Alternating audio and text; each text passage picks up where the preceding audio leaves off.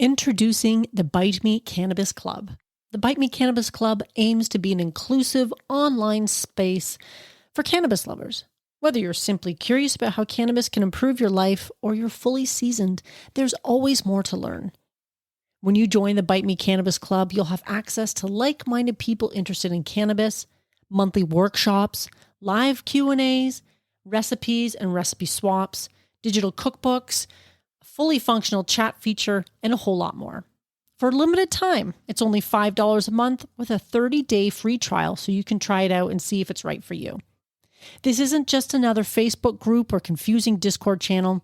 I carefully chose a platform that offers a clear, uncluttered, and seamless community experience. See for yourself, join today, say hello. I can't wait to connect with you there. Join the Bite Me Cannabis Club today. Link in your podcast app.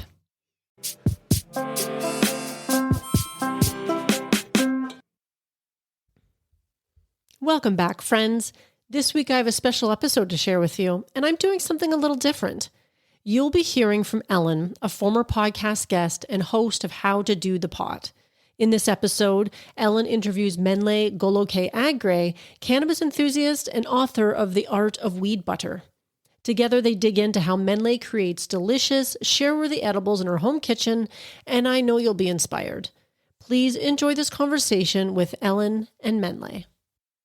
This podcast discusses cannabis and is intended for audiences 21 and over. I love to cook when I'm high, and I think for some people that can be dangerous, and so we have to really give ourselves some safeguards. But I think it does lend to being more creative in the kitchen and really leaning in with your senses rather than I'm going to make this exact thing. Welcome to How to Do the Pot, a podcast helping you feel confident about cannabis. I'm your host, Ellen Scanlon. You just heard from Mennlay Golokeh Aggrey, a Mexico City-based cannabis creative consultant, chef, and author of a cookbook called The Art of Weed Butter. With cannabis legal in nearly half of all U.S. states, it's also becoming more welcome around the holidays. What better way to celebrate than to make your own delicious weed-infused foods to enjoy with friends and family?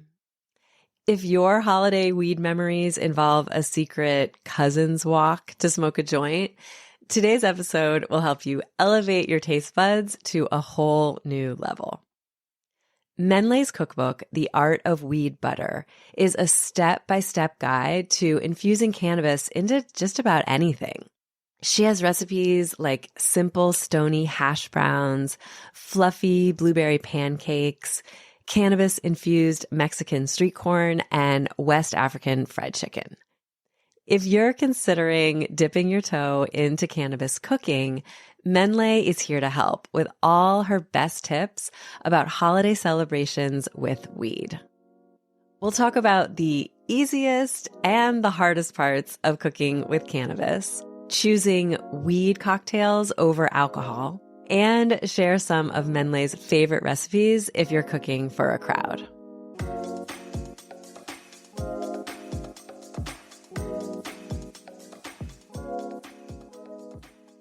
Mennlay has been working in the cannabis industry since 2004.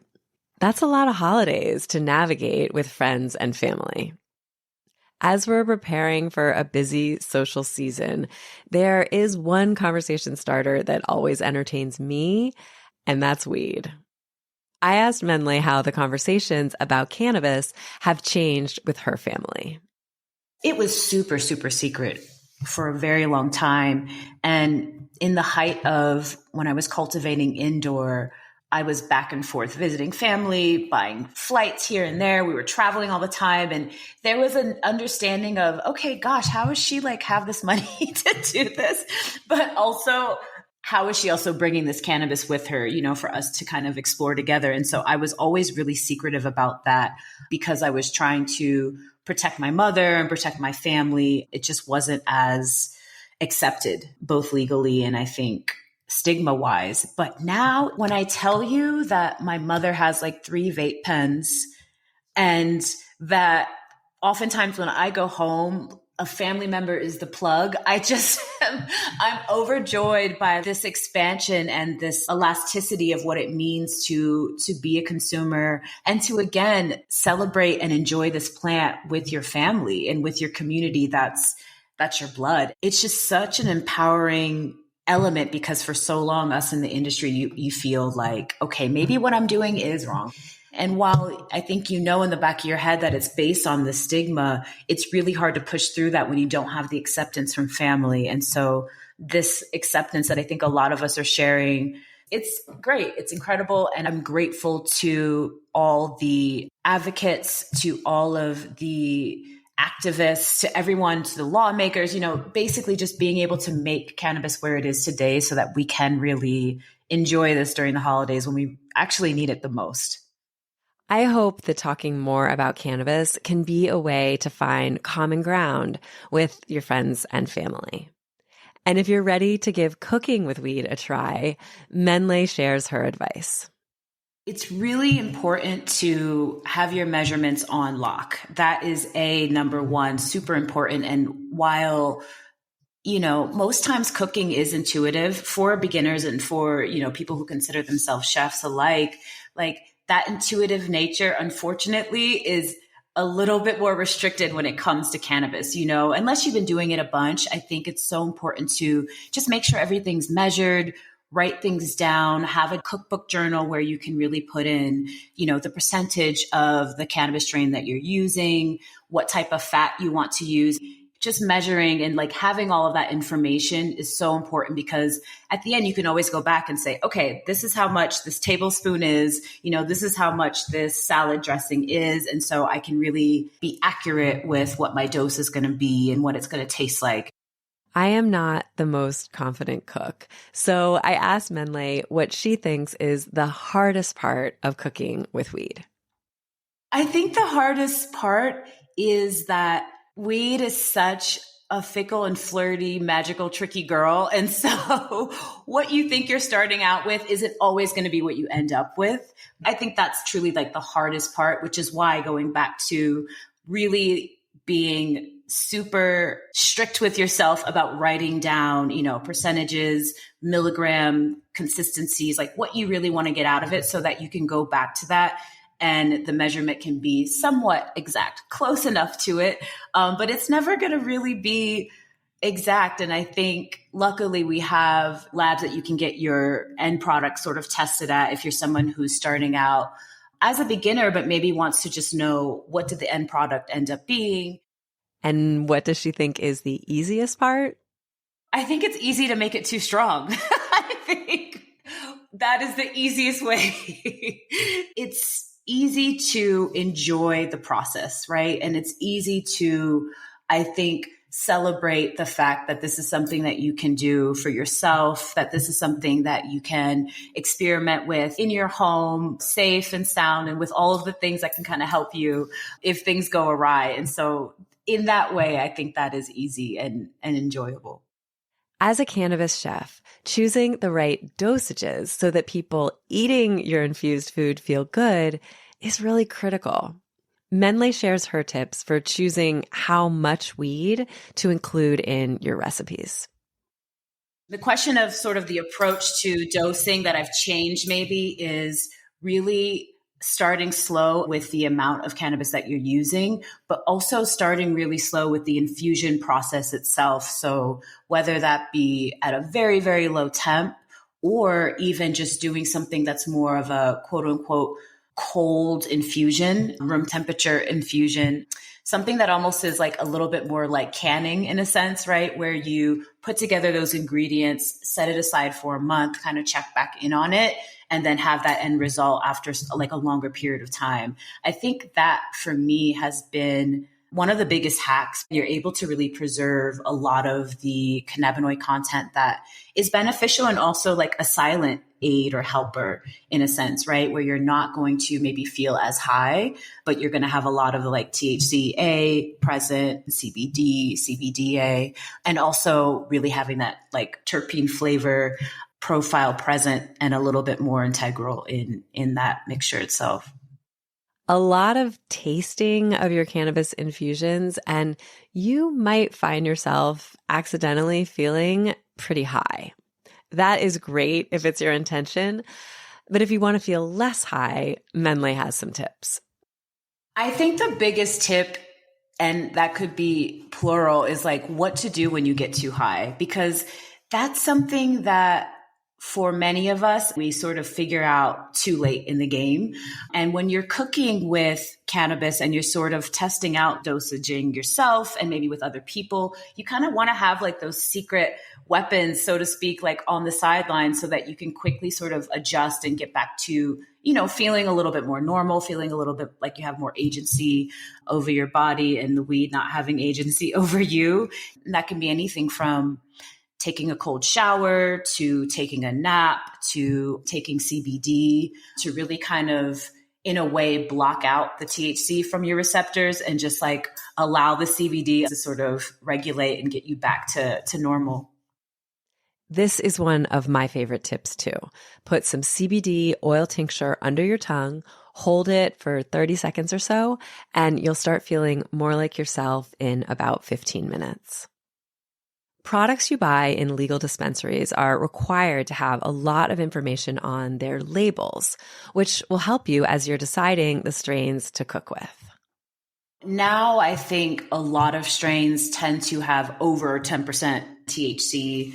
What is really beautiful about going to dispensaries and buying, you know, legal weed is that you have all that information there. And so if you want to go with something that has less THC cannabinoids present, maybe it's more of a 1-to-1, maybe it has more CBG or CBD present, I think that allows you automatically to know that it's going to be like a lower dose. This question comes up a lot. If you have a favorite strain, does it make sense to use it for your infusion? As far as strain pairing, I tend to lean more towards the effects rather than the flavor profile. A lot of the terpene profile can be cooked out unless you're doing like a cold infusion or maybe a more long-term infusion that doesn't use heat.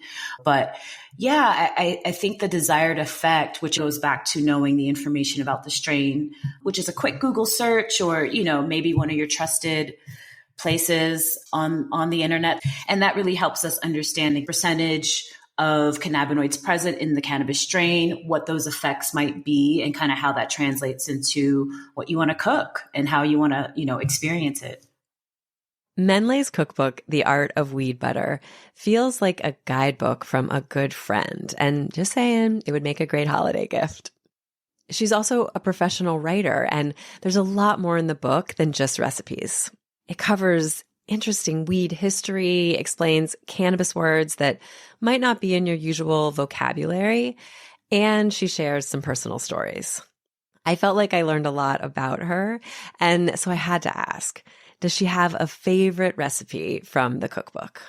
It felt like kind of gimmicky, if I'm honest, you know, to like focus specifically on, you know, like edibles and like food that's going to get you so high and whatever. Like that felt for me like a lot of the conversation surrounding edibles. And so when sort of writing the cookbook, I started to understand and recognize like this passion I had when it came to exploring cannabis and food ways, even like through this lens of our diasporas, you know, whether that be African, whether that be Latin American, whether that be Middle Eastern, like wherever that diaspora is, I think food and herbs and cannabis even really help to sort of dissect and help you explore what that looks like. And so there's a Chikawa black bean and rice recipe that I really like. And it's very simple. You know, it's not highbrow at all. That was another thing about the cookbook that I was really struggling with. I'm kind of like, okay, there's a very specific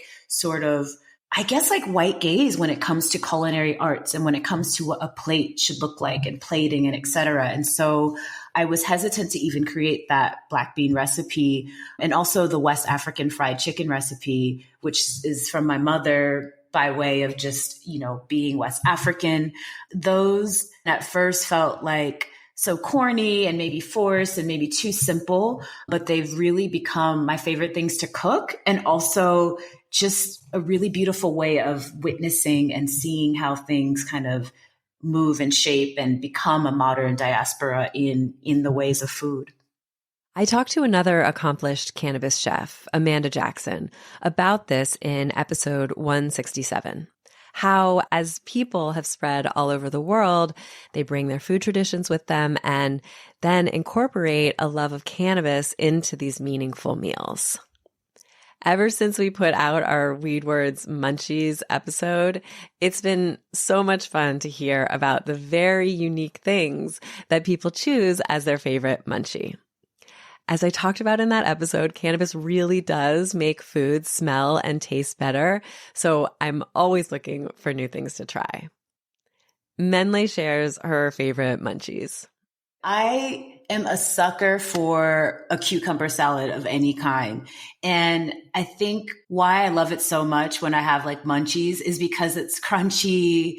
I usually like it spicy with garlic, and it's such like a cooling vegetable and type of salad to eat, you know? And so it has these components of kind of helping you, I think, restore and get the most out of like your high, if you would, you know, if you will, while also having a munchie at the same time. It's just like really fresh and refreshing. My other thing that isn't necessarily a meal is soda water. And I just love drinking soda water, agua mineral, what we call it here in Mexico. And also just like, I don't know, that element of bubbly. I like the sensations of things that I'm eating when I'm high. You know, I love to cook also when I'm high. And I think for some people that can be dangerous. And so we have to really give ourselves some like safeguards. But I think it does like lend to being more creative in the kitchen and really like leaning in with your senses rather than I'm going to make this like exact thing. Mennlay loves to experiment with cannabis cocktails at home, and she has some tips for making them.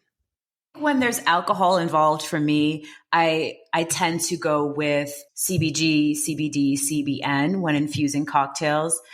But if I'm going to do THC, again, it's going to be a low dose. I'm a low dose girly. I like a 2 to 5 milligram per drink. That for me, I think helps you to enjoy more cocktails. But also I think to not maybe scare somebody who's crossfading for the first time and they want to kind of enjoy both of those buzzes, but not in an overwhelming way. So to the actual cocktails, I am really obsessed with cucumber, anything green. And so I tend to always go for some sort of green mezcal infusion with cannabis, of course. And so oftentimes it's cucumber, it's cilantro, it's sometimes kale, green apple, ginger, something spicy. I think it's almost like a beautiful way of remembering that you're consuming herbs and things that are green and like food ways that are expressive and really good for you, while also having a little like retox of whatever alcohol you're adding into it. Legal cannabis and more social acceptance of weed might just change the holidays for you and your family. Mennlay believes that cannabis has helped to bring her family together. It plays a role in the way that I think a lot of us also have it play a role, where I think it's the way to be a little bit more calm and tolerate all of the chaos that is family, and also bring those together who love the plant in your family. And I think for me, it's that walk with the cousins, but it's also a bigger conversation about how we heal as a family and how we've decided to, I guess, self-medicate ancestrally and to now through this plant, and like really having that discussion surrounding what it means, because that has been by far like my favorite part about the holidays, just really being able to kind of check in and have that conversation piece be surrounding it, cannabis, but also the larger dialogue of family and who we are and what we all choose to do together. If a family-friendly holiday with weed seems out of reach, Mennlay shares a story of how her beloved Aunt Mildred really surprised her. She's my great aunt. She is now in her 80s and is a woman born in Liberia, grew up a little bit in England, and now lives in the US and has for many decades. And so she's always struggled with arthritis and some other ailments that have sort of come up just with getting older, and being on this earth a lot longer. And for the longest time, I always would kind of just like hint towards CBD. I would only gently mention it, especially when it came to arthritis. I really wanted her to try topical treatments, but I knew that because she was so religious, because there was such a stigma, she lives in Maryland, surrounding that. It wasn't legal then. There was no medical then, that she would just kind of be anti. But it wasn't until the cookbook came out and some of her friends were starting to talk amongst themselves about, oh, Roger's taking CBD now for like his back pain and he feels so good. And they were just hyping it up. They're just this very sweet senior group that are like hyping each other up on this other thing that they could use to really help them. That's half the cost, that makes them feel somewhat similar in terms of pain relief. And that's super accessible. And she called me one day and she's like, why didn't you tell me that you wrote a whole book on CBD? Like, my friend was talking about her husband and how they're using it. And I'm just like offended that you didn't tell me about this and like offer it to me. And from then on, her and I are like the CBD queens. Every time I see her, I give her some stash. She's incorporated into her acupuncture practice that she never thought about before until really like accepting and allowing these sort of natural treatments of care. It's caring for your body and having those community of friends that are willing to sort of explore that with you has just been such a game changer. And it's like the perfect story of thinking about how this space has progressed over the years and how I think a lot of our relationships with cannabis has changed with our family and friends over the years. And the holiday season is that moment where you can take stock of it based on how many people are talking to you about weed now, like at the side table when you're like getting your plate, it's so refreshing. And I think it's the one thing that gives me hope, right, for the future of the space. To learn more about cooking with cannabis, check out episodes 167 and 168. And you can grab a copy of The Art of Weed Butter wherever you buy books. If you liked this episode, please share it with a friend. We love new listeners and are here to help everyone feel confident about cannabis. Thank you for listening to How to Do the Pot. For lots more information and past episodes, visit dothepot.com. Are you one of the thousands of people who love How to Do the Pot's newsletter? If you're not getting it, please sign up at dothepot.com. And if you like How to Do the Pot, please rate and review us on Apple Podcasts. It really helps people find the show. Thank you to producers Maddie Fair and Nick Patry. I'm Ellen Scanlon, and stay tuned for more of How to Do the Pot. Are you tired of trying edibles that are inconsistent in strength and flavor? Attempting to figure out your tolerance? Do you want to take control of your edibles experience and find the optimum combination of factors that results in the best outcome? If so, this edibles journal is perfect for you. The Bite Me Edibles Journal provides a convenient and organized way for you to track and record your edibles experience, whether it's homemade edibles or store-bought. It includes 48 fillable pages. It's sized 8.5 by 11 for plenty of writing space, includes information on calculating the potency of homemade edibles, and it was created by an edibles expert. Whether you're a seasoned edibles enthusiast or just starting out on your cannabis journey, the Bite Me Edibles Journal is an essential tool for anyone interested in enjoying their edibles to the fullest. Take control of your high life with this convenient and helpful resource. Add it to your Amazon cart today. Tap the link in the show notes.